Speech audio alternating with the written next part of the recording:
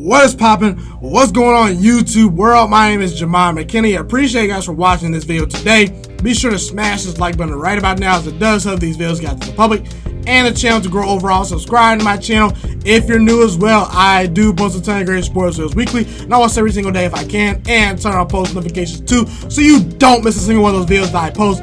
It's only right, you guys. Alright, we're halfway through the season, guys. We really are. So we've seen how some off-season acquisitions have gone for teams. We've seen how teams look through about 8 or 7 games. I do think once you get halfway through the season, you kind of get an idea of who's really good, who's close to a Super Bowl, and who overall is just overrated, and who overall is just a fraud as a football team. So I'm gonna give you the top 10 teams right now, midway through the season. As I promised you guys about 4 weeks ago, I would do my power rankings for every 4 weeks. So it's that time of the year. It's week number 8. I did one at week number 4. So I'm bringing you guys that same thing again today. Now, this is strictly the 10 best teams. If I had to line up the rosters and I had to line up these teams one by one, who would I take as who is the best team? That's what this list solely is based off. It's pretty simple, guys. And there's a lot of great teams, guys. I think the Panthers are really good. I think the Buffalo Bills are really good. And those two teams did not make my list. But the one team I will put on there for an honorable mention, or I should say the just missed team, I will give the Los Angeles Rams some respect.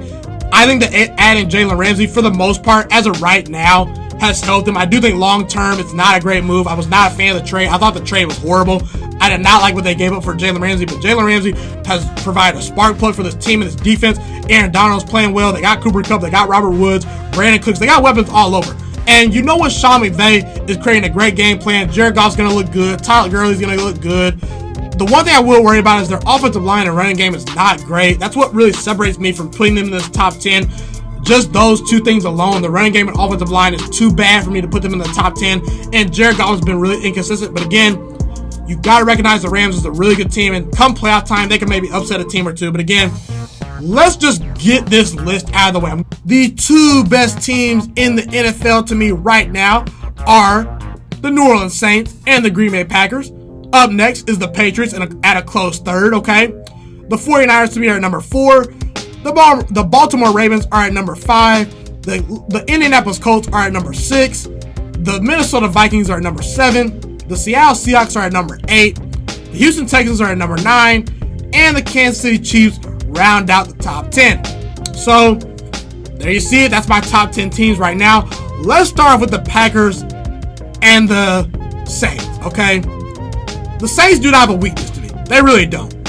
Wide receiver, Michael Thomas. He's that guy. Offensive line, elite offensive line all over. Quarterback, you know what Drew Brees brings to the table, okay? They went 5-0 without Drew Brees, okay? Name the last team you've seen without a Hall of Fame quarterback go 5-0 in a 5-game stretch. Probably the Patriots with Matt Castle. So that's my thing. That shows you how good and how complete the Saints are. The thing about the Saints is they do not need Drew Brees to be great all the time to win. Okay? They showed you that. They have the great offensive line. They have the great running game. They can win in so many multitude of ways that they don't need their quarterback Drew Brees to be great. The defensive line has 4 first-round picks in that defensive line. The Saints really just do not have a weakness overall, so I gotta put them at number 1. They beat the Bears, they beat the Seattle Seahawks, they beat the Jacksonville Jaguars, they beat the Dallas Cowboys, all without Drew Brees. There's really not a weakness on this team, and I think they're the best team in football right now. The Green Bay Packers, to me, they're a close second. They're 7-1. Aaron Rodgers is playing like the MVP candidate of the league. The guy is hot. To me, he's arguably the best quarterback in football. To me, it's him, Russell Wilson, and then Patrick Mahomes probably. But again, that's a discussion for another day. Devontae Adams, he's a legit number 1 wide receiver. And the Green Bay Packers have shown the ability to win without Devontae Adams. They're 4-0 without their star wide receiver, okay? They've beaten the Vikings. They've beaten the Bears. They've beaten the Cowboys. And the thing the Green Bay Packers do well is they don't give the ball away on offense, and they will create turnovers on defense. So anytime you have an elite quarterback in Aaron Rodgers and a great running game with Aaron Jones and a great defense that can get after the passer and rush the quarterback and create sacks and get turnovers, you're going to win a lot of games, okay? So the Green Bay Packers, they don't turn the football over, but they will take the football away from the other team. That's the one thing about their defense. They do bend a lot. I I don't like their run defense, but they will take the football away, so I got to put them at number 2. The New England Patriots. Now, people are going to say the Patriots are probably the best team in football just because they're undefeated, and I think that's wrong. If you actually watch the games in depth, the Packers look better than the Patriots. The Saints look better than the Patriots, okay?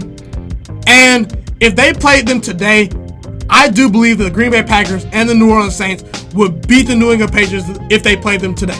Especially the Packers due to the fact that Aaron Rodgers is playing so well.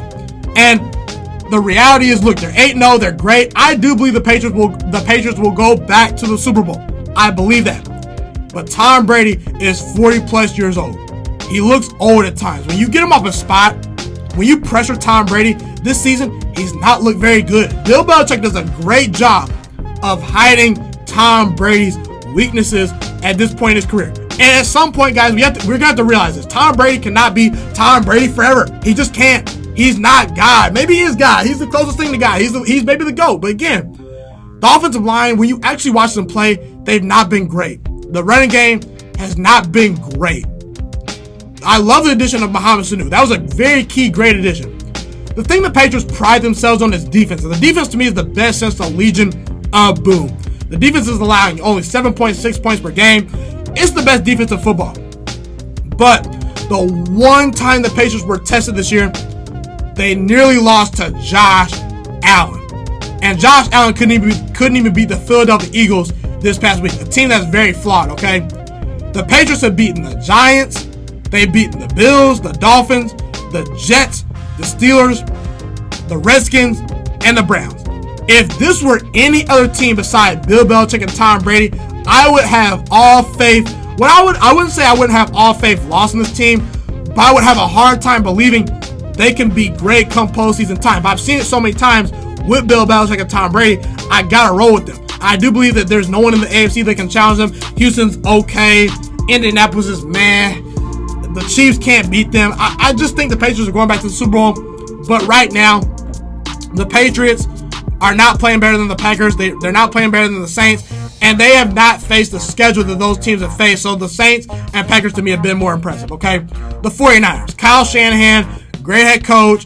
Boza, DeForest Buckner, Armstead. The defensive line is nasty. D Ford, linebackers, cornerbacks. I mean, this defense is legit. The offensive line is great. They have 3 legitimate running backs. Kittle, Emmanuel Sanders was a great addition. George Kittle, like I said, is a great tight end. He's probably the best tight end in football. He's a game changer. Deebo Samuel, Dante Pettis are good enough. The passing game. This is what holds me back with the 49ers, okay? They're undefeated, just like the Patriots. I get it. But when you actually watch this team play, and when you look at who they've beaten, I think they're about a year away. I just don't think they can beat the Packers, the Saints, and the Seahawks come playoff time. Now, I say that because Jimmy G just doesn't impress me.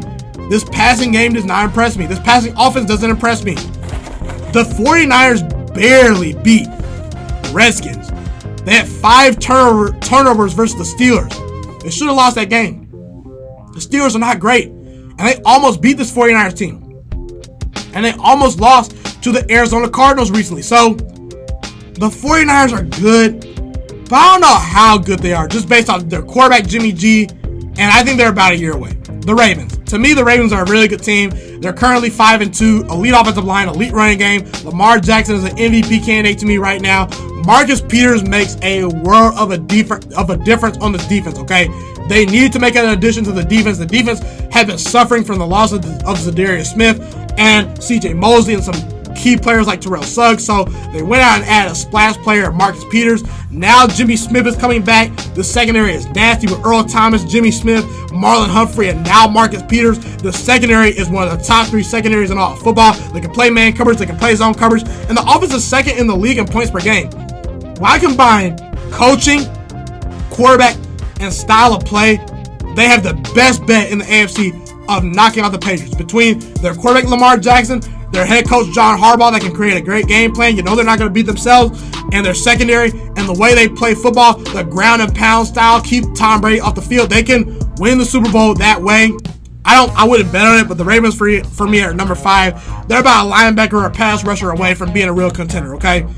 The Colts. The Colts, they just beat Patrick Mahomes recently on the road. They beat Deshaun Watson. They have the best offensive line in all of football. Frank Wright, to me, is one of the best coaches in the league. They don't really have a weakness on their team other than wide receivers. Jacoby Brissett has been more than a game manager this year. 14 touchdowns, 3 interceptions, okay? They did lose to the Chargers. They barely beat the Titans, however. They barely beat the Broncos. They barely beat the Falcons. So the Colts are great. They have talent. But I don't know how they'll fare come playoff time versus Brady and Belichick, but we'll see. The Minnesota Vikings. The Minnesota Vikings are a pretty easy team to figure out. They're talented. They're really good. Might be a top 5 talented team in all of football right now. The defense is elite. The offense is really good. They can score some points. Thielen and Diggs are probably the best dual wide receivers in all of football right now. You know, they got a great tight end, Irv Smith, that they added. And Kirk Cousins actually is playing really well. 72% completion percentage, 13 touchdowns, 3 interceptions, a 115 passer rating, and they're 6-2 right now. So the Minnesota Vikings deserve our respect. But when they've gone against elite teams and elite defenses, they've struggled. Okay?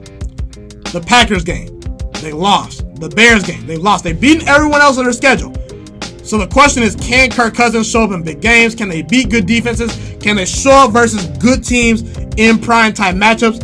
I don't know. I'm not impressed with them beating the Redskins. I'm not impressed with them beating the Giants. Just not sold quite yet on the Vikings. But again, they're a really good team and a threat to make a wild card. The Seattle Seahawks. Now, to me, they're really solely on this list because of Russell Wilson. Russell Wilson has been that good this year. And Pete Carroll, to me, is a great head coach. And Chris Carson, to me, is a really, really good running back that no one talks about. So, just those 3 things alone put them on the list, okay? Russell Wilson, the running game, and Pete Carroll. Now, the Seattle Seahawks should have lost to the Bengals at home. They should have lost to the Steelers. They should have probably lost to the Rams, and they probably should have lost to the Browns. So, and then another thing is, the 2 elite teams they played, the Ravens and the Saints, they beat them in Seattle. That's concerning. But again, anytime you're a great team that has a great quarterback and a top 3 quarterback and Russell Wilson, a guy that probably is going to win the MVP this year, who's playing like the MVP, anytime you have that dude at quarterback and you have a great running game, you're well coached, you're great situationally, and you don't blow leads, you are a good team. They're number 8 for me. The Houston Texans, Deshaun Watson, it's kind of the same thing with Seattle. I think that Seattle and Houston are too dependent on their quarterbacks to make great plays for them. I think Houston's too Deshaun Watson dependent now. There's some things I like about Houston. Okay? There's some things I like about them. They have great weapons. DeAndre Hopkins, Kenny Stills, Will Fuller, Kuti, Darren Fells. They have 2 legit tight ends with Darren Fells, and I forget the other dude's name. He's a really good young tight end, but again, they have 2 good young tight ends. The offensive line is much, much improved, guys. It's so much better for him a year ago. I'm so happy Deshaun Watson finally has time to throw the football. They have Whitney Merciless, who's playing really well. They recently added Garyon Conley through a trade. That's a really good trade, but I don't believe in this team because J.J. Watt is now out for the season, and I don't believe in them come playoff time because I don't think Bill O'Brien is that great of a head coach. And they've shown some inconsistencies. They lost to the they didn't lose to the Jaguars, but they were inches away from losing to the Jaguars at home. They lost to the Panthers at home. They lost to the Colts. They almost lost to the Raiders. If it were not for Deshaun Watson throwing a touchdown pass with one eye, they would have lost to the Raiders. They lost to the Saints. Now, they did beat the Chiefs, but I don't think the Chiefs are a great team. And they're at number 10 for me. So, Houston's a good team. But come playoff time, do I trust Bill O'Brien? Do I trust the parts around Deshaun Watson? Do I trust the secondary, who is actually 28th in the league right now? I don't know, but the run defense is really good. They have the 5th best run defense, so we'll see with Houston. The Kansas City Chiefs. When healthy, Patrick Mahomes is that dude. When healthy, Patrick Mahomes can throw 50 touchdown passes in the season. He proved that last year. But this team can't stop the run. They can't stop the pass. They don't run the ball particularly well. So, to me, it's Patrick Mahomes or bust for this team. Now, the thing about the Chiefs is you have to be happy about the way you play the Green Bay Packers in Kansas City because the pass rush actually made Aaron Rodgers work. The defense actually played okay in that game. So, my thing is, why does that defense and that great game plan by Steve Spagnuolo not show up in the other games? So, all of a sudden, Patrick Mahomes goes down. You all of a sudden want to play defense? So, I just think this Kansas City Chiefs team, they're really flashy. They got Kelsey, they got Tyreek Hill, they got Mecole Hardman. They got weapons. We know they can score. But are they good at the simple things? Are they good on the offensive line? Are they good running the football? Can Patrick Mahomes beat a Belichick defense? Can he beat the Ravens defense in the playoffs? Can he beat the Texans and Deshaun Watson in the playoffs? I don't know. Can he beat the Colts? I don't know. They didn't beat the Colts. They didn't beat the Texans. So, Kansas City is talented, but they're really lacking in some key areas, and I don't know how great Patrick Mahomes will be when he comes back, so they're at number 10 for me. But hey, that's my list right there. I think it's a pretty good list. Be sure to comment where you agree with the list and disagree with the list. Once again, I got the Saints at number 1. I got the Packers at number 2. I got the Patriots at number 3. I got the 49ers at number 4. I got the Ravens at number 5. Colts at number 6. Vikings number 7. Seattle Seahawks number 8. Houston Texans number 9. Kansas City Chiefs number 10. And on the very outside looking in is the Los Angeles Rams. Be sure to comment where you agree with me and disagree with me. Love to hear what you guys have to say in the comment section.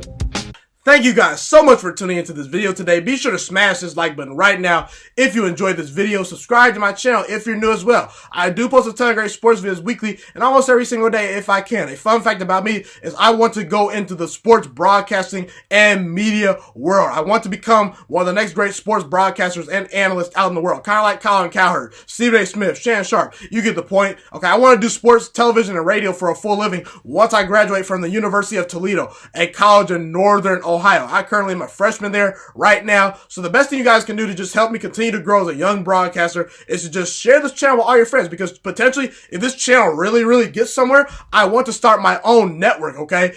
Or potentially if it doesn't, or if I fall a little bit short, I want to go into a big time network like ESPN or Fox Sports 1. So the best thing you guys can do to just flat out just help me grow as a broadcaster, help me learn, get other people hip to this channel, just share this channel with all your friends, share this channel on Facebook, share it on Twitter, share it on Instagram, all that good stuff.